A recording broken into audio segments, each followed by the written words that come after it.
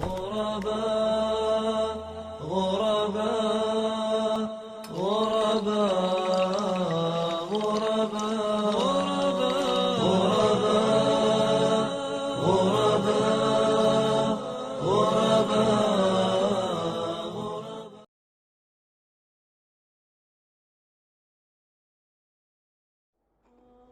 مقام کیوں نہ ملے؟ ينزل ربنا تبارك وتعالى كل ليلة إلى السماء الدنيا حين يبقى ثلث الليل الآخر. رات کا جب تہائی حصہ رہ جاتا ہے، خالق و مالک آسمان دنیا پہ تشریف لاتے ہیں. کیسے؟ جیسے اس کی شان اور عظمت کو لائق ہے، اور آواز دیتے ہیں من يدعوني فاستجیب له. کوئی ہے جو مجھ سے دعا کرنے والا میں قبول کرتا ہوں. من يسألني فاعطيه. کوئی ہے سوالی، اس کی جھولی کو خالی نہیں واپس کروں گا، بھر کے واپس کروں گا. من يستغفرني فاغفر له. کوئی ہے جو گناہوں کی بخشش چاہتا ہے، اس کے گناہوں فلا يزال كذلك حتى يضيء الفجر. صحیح بخاری مسلم کی روایت ہے، جب تک فجر کا وقت نہیں ہو جاتا خود مالک الملک اپنی مخلوق کو بلاتے ہیں. کوئی ہے سوالی،